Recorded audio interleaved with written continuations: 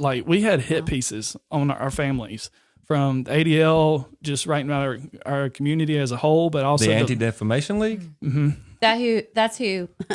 So why is that's who does the No Place for Hate? Yes. Oh, programs. they're the ones who have it. Yes. Okay. Sorry. I didn't know that. And so the ADL historically has been a fantastic organization. Like they've done a lot for the Jewish community, but lately, I can't remember when the CEO took over, but if you go look at his profile, his main charge is to bring in other issues under their umbrella outside of just, protecting and doing what they've done for the Jewish community. Mm-hmm. And so that's when you start uncovering that onion, that's when you see all this other stuff that they can bring into your school. But when you have all the parents push back, they were able to pull this out of the school. So it's not going to be given to our children to learn, not taught to our kids, although they continue to teach all of our teachers. All right. So they pulled it out, but they went ahead and finished all the training with all of our teachers. And I don't know the person's name, but somebody from the ADL that was very vocal said that was like the strongest pushback they had ever had, on their program. And I believe we were the first one in the country to push ADL out of our school system.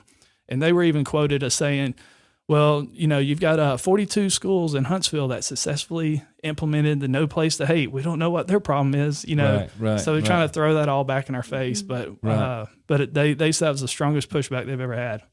Don't you think it's like the classic, when you go to your child's bedroom and the door's locked and they won't let you in, and the longer they won't let you in and let you see what they're doing or know what the more you're like, this is no good. They could be reading their Bibles. Yeah. But if they won't let you in, you're, and it's like, pretty sure imagine if they had just shared the information.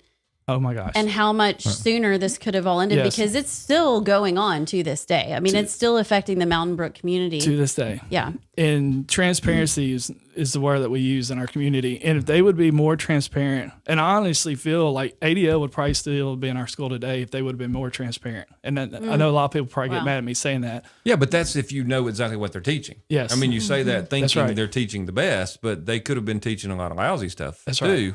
That's right. And so if they've been more transparent and been doing the right thing, like they claim, yes, but there's no way that they're just teaching. I was going to say they're not just teaching do unto others.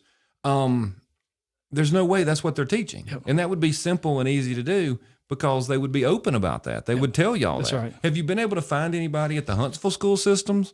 Any parents who know what their kids have learned, since y'all couldn't find out? And through local, we kind of keep a pulse up there, but there's been a little pushback, but no one has tried to push out the program out of their school like we did in Mount Brook. I would just like to know exactly what the program actually does. And that's the fascinating thing to me, is you said it's divided your community. That means the people who are mad at you don't know what's in the curriculum. And the people who are on your side don't know what's in the curriculum. So everyone's fighting over some philosophical holy grail up here that they're going to be which mad side at me. You may or may not even exist. They're going to be mad at me just by walking outside my front door. So there's all you're going to have, and we talked about this earlier. You're going to have like 5 to 7% of each side that's just psycho, crazy folks, and all they do is attack. That's all they know to do is just attack. It's kind of their entertainment. It is. It's like that's what they live for. It's almost like this religious complex that they've created, and they just need that. What am I going to get pissed about this morning? Can I say that? Yes. So I didn't know. That's as far as you can go. She says way worse than that usually. But you should hear her off camera. I make worse jokes. Tyler. My child's in the room next door. You can't hear this. Jeb, close your ears. So if we can push that noise out and get the 85% to sit down at the table and talk, that's who I want to talk to. I don't care about what somebody calls me. I've been called white privilege outside City Hall. Right. So when you walked in the door, I thought white privilege. Well, I did. That was the first thing. I really thought that. Well, but so you've reached. I'm going to try and save you because I just want to call you an Easter egg. Right. I'm like a candy striper. You're the nurse, and he's the professional. Yes. Today. I'm the CEO. You're the CEO, but you really have. Talk about because you reached across. I mean, you've had some meetings with the other side, and it's funny that suddenly when you sit down face to face and you're not behind a computer screen, Right. It's human being to human being, and there's Yep. value and respect in that. So Yes. kind of you've reached out, and that's impressive. Yeah. So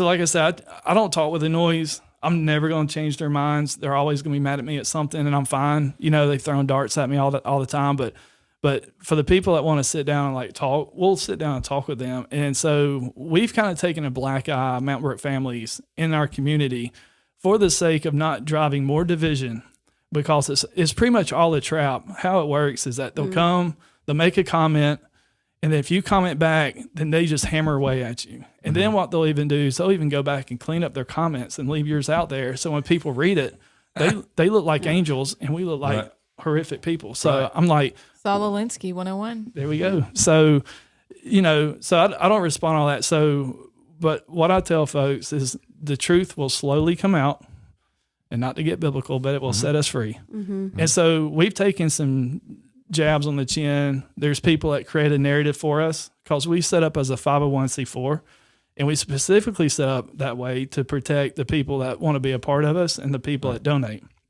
And so the other side will take that information and they'll say, oh, 501c4, it's dark money. I even heard one person say that we took money from New York. You know, I'm like, Because they're so conservative. yeah, I'm like, well, wouldn't you want to? And they were so transparent. Yeah. So I'm like, wouldn't you want to join our organization if it came from New York? Yeah. Like, so anyway, I don't get that one. But, you know, and dark money, and they got, you know, they're political and all that. And what's crazy is if somebody is conservative or just have values differently, we're not even a conservative organization. We have people in the middle of the road. I know we have Democrats in our party, or not our party, but in our group. And so we try to keep all that neutral, you know, because I don't want to make them focused upset. on what's happening at Right. Mountain Brook schools. Yes. You're not worried about imagine. That's right. right. And so, but we get accused of being political, you know, and trying to throw all But that. the other So, side's not. not at all. Right. But they throw all the spheres, you know, and all that stuff. So if we take the bait, then what will happen is we go in the community, and then it's a big fight, and then everybody's just not going to listen. What's so crazy is like they'll even say things like, "Oh, you know, all that hate's just learned in the home," you know, like just spewing out. I'm like, well, look at my kids. Like, look at you can ask them about our church, their school they go to. Like, they're the poster child of their school. Like, everybody loves them. Substitute teachers catch me all the time in the hallway or something. I just love your kids. I mean, there is so much hate spewing out of me at home that it just turned them into very good students and citizens, and everybody loves them. yeah. Right. So none of it makes sense.